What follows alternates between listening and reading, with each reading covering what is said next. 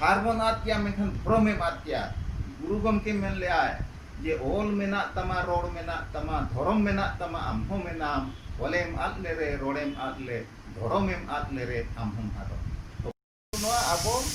सावता हरी are बांग सावता सुसत कमी चालू अकाता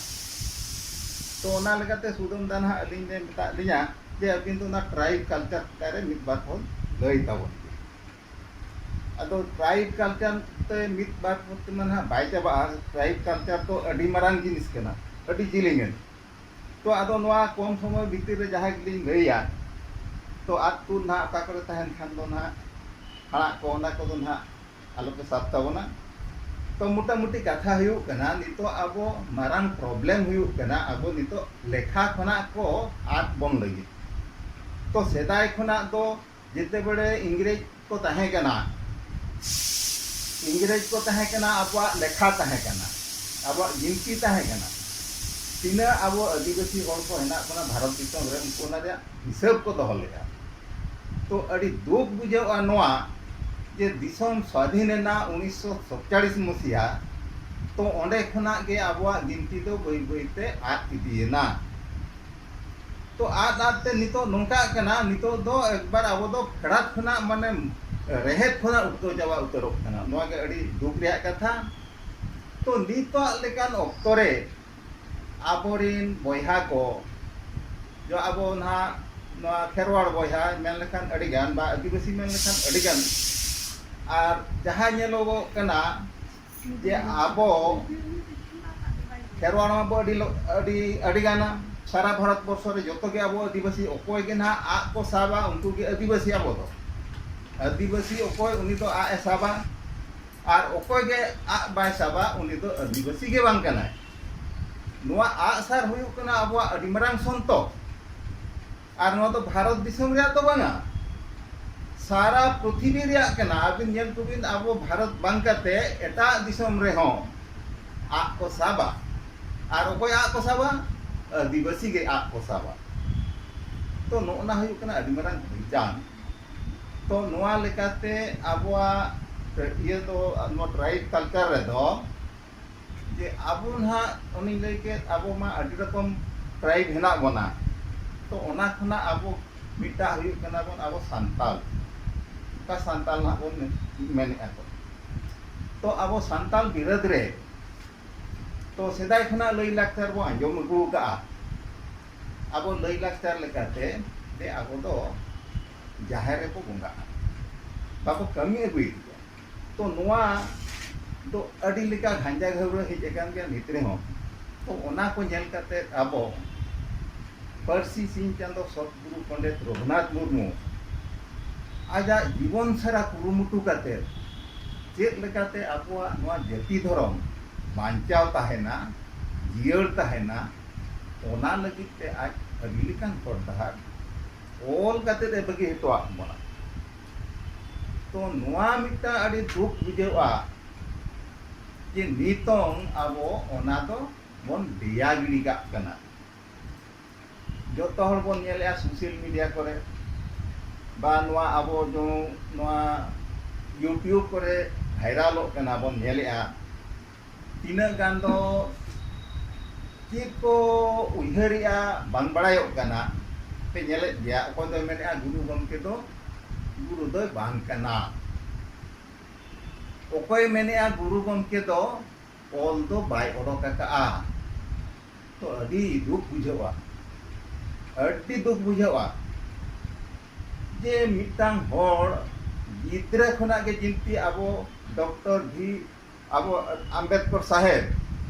जे उनी गिद्रा खना के उइहर तहे कानते हो जो आबो छुआ अछुत नेलते बा आबोरेन जो हलाक रोडज प्रचलने को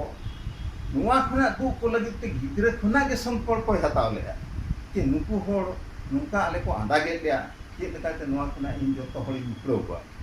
और ओना संकल्प हताव काते जे जीवी जा कुरुमुटु छुटावेना और नुन मारांग होले तहेन बनावेना जहां कि मिटी वान रिनी मिटांग जतो खना अडी ज्ञानान होड़ तैयार तो ओना लेका गे गुरु गमके आबो नुआ पिचु गाना बा सांताल बिराद रिन होड़ को हालत नेलते उनिया मने रे हो उनका के मिटन आजा संकल्प को तैयार लिया दे जेते बड़े ओलो चलाव लेना उन जो जेते बड़े आज बा उन जखा रे 1905 रे जन्म लेना तो उन जखा का पीरियड रे अपन हल तो प्राय दिकु रोल उड़िया रोल को उन तो बाको बड़ा लिया तो ओना आज प्रॉब्लम में फेस लिया जहाँ फल रे उनी आजा मन रे मिटन संकल्प तैयार किया जे नोआ मा चेद हो बांग बुझाव कना तो नोआ मा ना अब बन बड़ाय का गे आज आयो आज बाबा कुली लेत किना जे स्कूल रे मा अब तेमा बाको रोल कना बाको ओलया तो इमा उनको मा चेद हो बांग बुझाव दाड़या कना तो उन रे आज आयो आज बाबा की लया देया बाबू आबोते ओंतो बनु अना तो ओना तेगे आम तो ओलोक में तो नोय जो कथा आज आयो आज बाबा किन आंजम किया जे आबोते ओंतो बनु अना तो नोआ मिटang आजा मने भितिर रे अडी मरंग गुरलौ तैयार लेना अडी मरंग गुरलौ लेना जे आबोते ओल बनु अना तो ओना मन रे अइकौ कान तारको कान अय बिदु चंदन लेकाते अइकौ ते होटेल चोके रोड रे गार चिकने गे ओले ओडक किया तो होड़ ओना होड़ बुझाव ओचो को लगिते मिटा नाटक ओल किया ओना या नितु हुकना बिदु चंदन तो बिदु चंदन नाटक माध्यम ते चितकाते अब मानवा जते बड़ा आज ओले ओडक किया तो अडिगान होड़ दो लुटी को चयमर किया इने खान होड़े बड़ाय किया कि नुकु होड़ तो नोआ भितिर रे बाको बोलो दाया कि बाको बुझाव दाया ओना खातिर ते आज बिदु चंदन नाटक ओल किया तो ओन रे दिस हुदिस ताय दो जे मिटang एटकेटोने धा अगु का जे मिटang एटकेटोने जिते जीवन रे हिजुआ बार होड़ा भितर रे बा अदि होड़ा भितर रे हो तो आमा भाव तोदान जिते बड़े जाना रॉपर रे एटकेटोने हिजुआ तो उन जुखा तो मिटang गार माध्यम ते आदमी हर जे तक आमा भाव रसम उनी बड़ाई होचोया तो ओना जिनिस आज तो ओना तो दर्शाव के बा होटल के आए तो ओना रे होड़ ओका चेद को बुझाव के चेद बांगा को मेन किया बांगा गुरु गमके तो बाय ओडक का बिदु चंदन किन ओडक के अड़ी दुख रे कथा तो नोआ चेदा को मेनेया ओना रे कारण मेना खाली ते तो बाको मेनेया आबो में बड़ाय का ओने एना रे सुदम दा लई के चई चंपा तिरुगाड़ बादली कोयडा ताहे कना तो ओंडे आबोरिन होड़ को लड़ाई लिया बाको दाड़े लेना मिट धाव तो बांगा हजार धाव को लड़ाई का हजार धाव के बाको दाड़े जहाँ फल रे उनको वीर को बोलन ते को बाध्य कना जेतेरे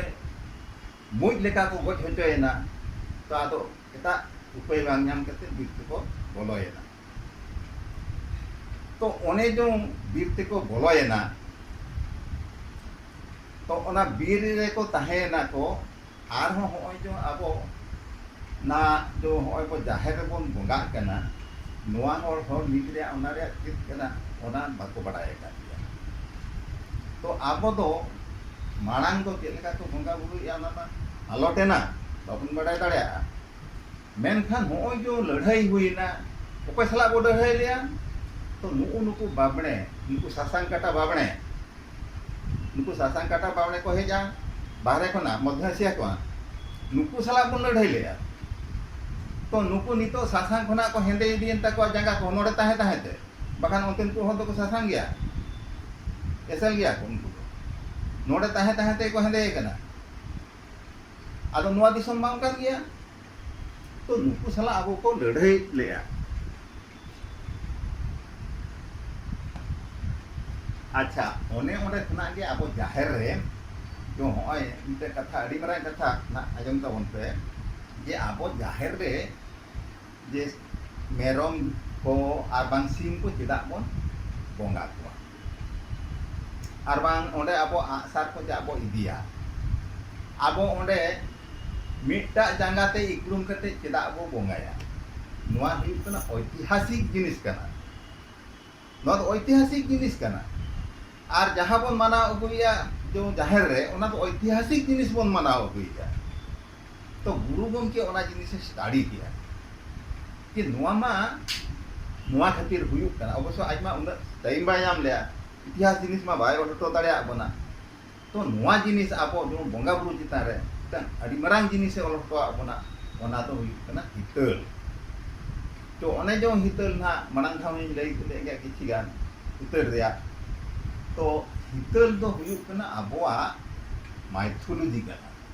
ᱟᱵᱚᱣᱟᱜ ᱢᱟইথোলজি ᱢᱟᱲᱟᱝ ᱱᱤᱛ ᱨᱮᱦᱚᱸ ᱚᱠᱚᱭ ᱦᱚᱸ ᱵᱟᱠᱚ ᱚᱞ ᱫᱟᱲᱮᱭᱟᱜᱼᱟ ᱡᱟᱦᱟᱸ ᱠᱮᱵᱚᱞ ᱜᱩᱨᱩ ᱜᱚᱢᱠᱮ ᱚᱞ ᱠᱮᱜᱼᱟ ᱩᱱᱤ ᱡᱮ ᱚᱞ ᱠᱮᱜᱼᱟ ᱚᱱᱟ ᱫᱚ ᱟᱡ ᱢᱟᱲᱟᱝ ᱦᱚᱲ ᱥᱮᱨᱮᱧ ᱨᱮ ᱚᱞ ᱠᱮᱜᱼᱟ ᱟᱨ ᱛᱤᱱᱟᱹᱜ ᱜᱟᱱ ᱟᱡ ᱥᱚᱦᱚᱡᱳᱜী ᱤᱫᱤ ᱠᱟᱛᱮ ᱟᱵᱚ ᱵᱤᱦᱟᱨ ᱵᱮᱝᱜᱚᱞ ᱩᱱ ᱡᱚᱠᱷᱟ ᱢᱟ ᱡᱷᱟᱲᱠᱷᱚᱸᱰ ᱢᱟ ᱵᱟᱭ ᱛᱟᱦᱮᱸ ᱠᱟᱱᱟ ᱵᱤᱦᱟᱨ ᱛᱟᱦᱮᱸ ᱠᱟᱱᱟ तेणु उड़ीसा बिहार बेंगल नोआ करे दाणा काते जो मारे हापड़ाम को ताहें कना उनको ठीक खना आज सेदाया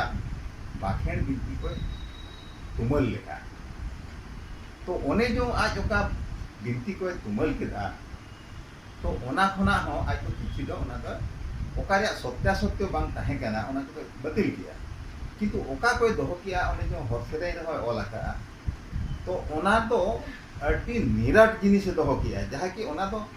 नोना ये जिनिस तो आज मा जहाँ ओना रे ये करते रे मनसन करते रे ओलकात गया तो ओना तो सेदाया हो ताहें कान गया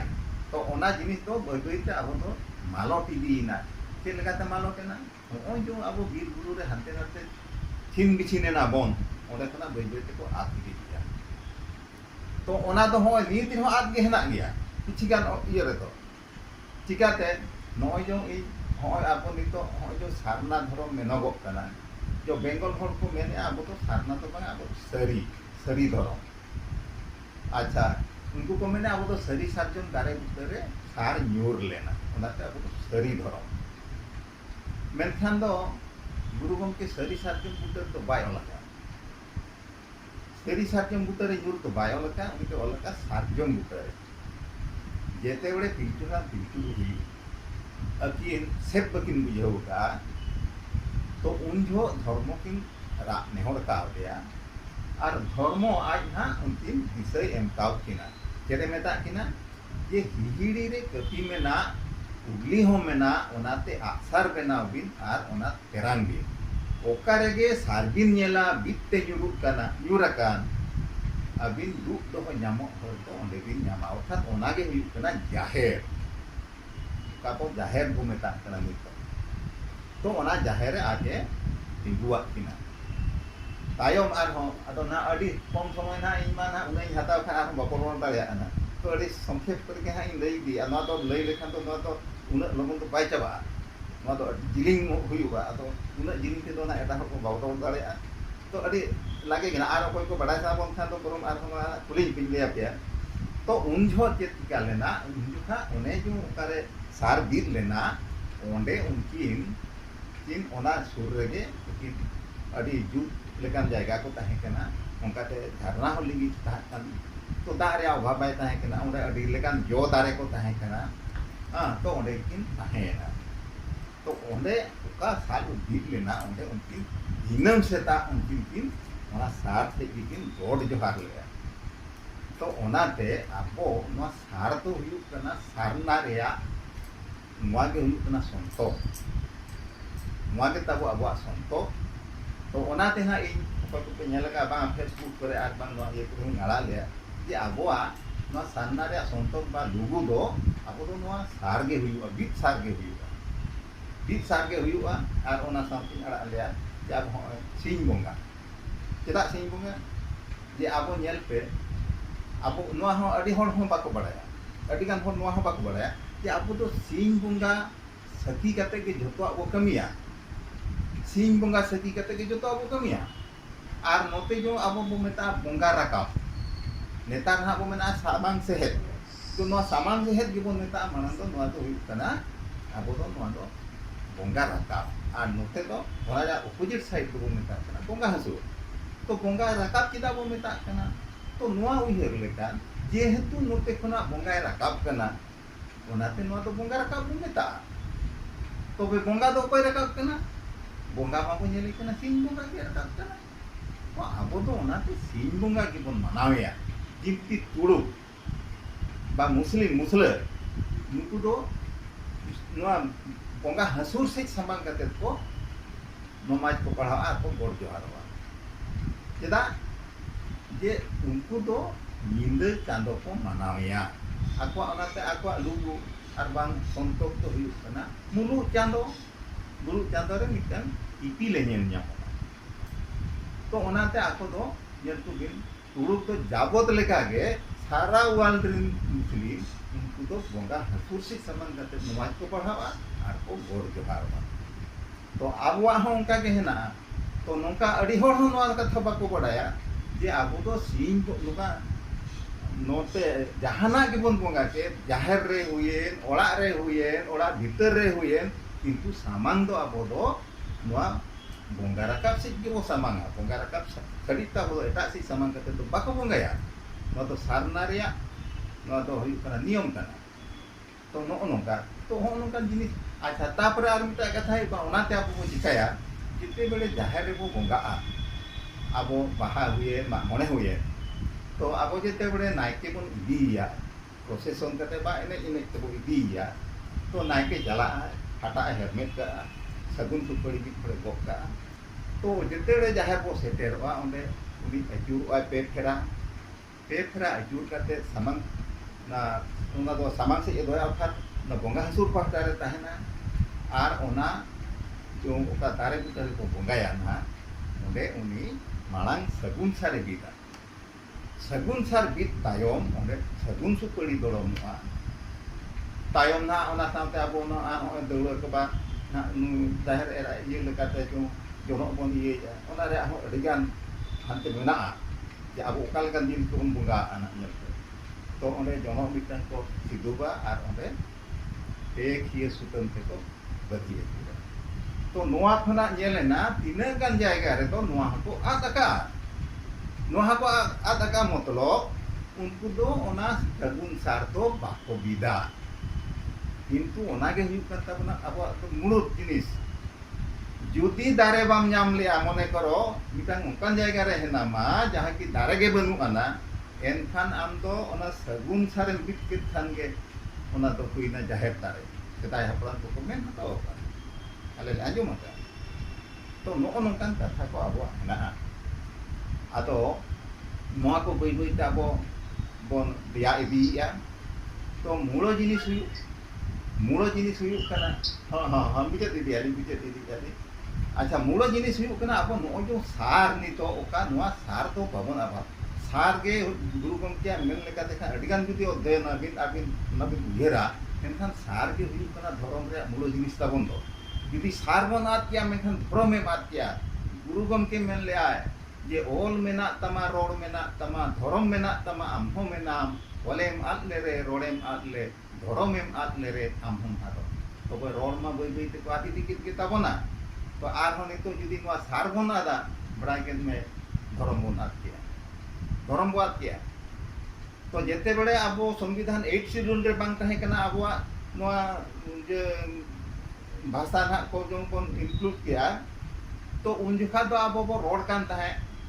आर जतो हर बन खोजो कान ताहे जेते बेले 8 शेड्यूल रे आबो लागू इन ताबोना तायम बई बई ते ओलो तो आबो ते रोड को बगी किया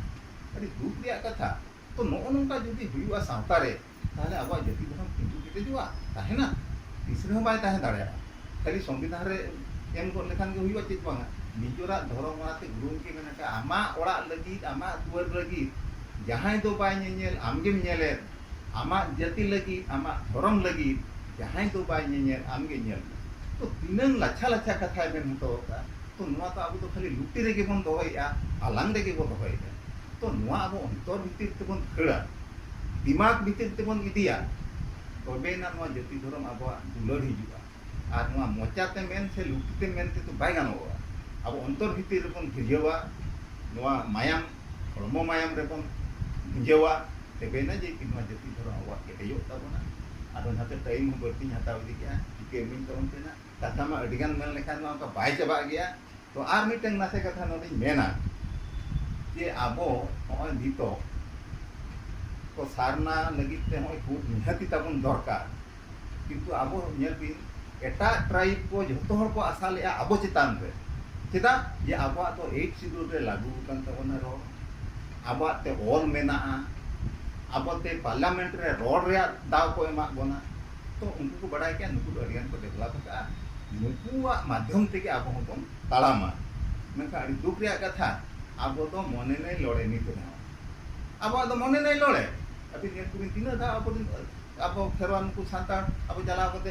ये को दुरुप ना जंतर मंतर नि दावन मा को दुरुप ना अभी नेटा ट्राइब को तो हजार धा को दुरुप डिमांड का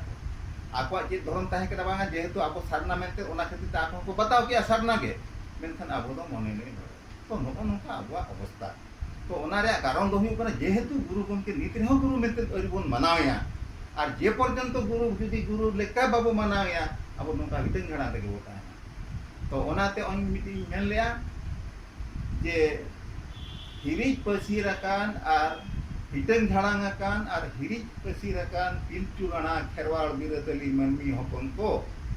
मित परसी मित ऑल मित धर्म रे राय और हितल रे हित्रित लेकाते जुदी बाबो तालामा एनखान अब खेरवाड़ बिरतली दबो मालट उतरवा मा तबे नुआ के उहिर ताबन पे तो निरा मेन कते जना इंके क्या मा तबे सलाम को के जोहार।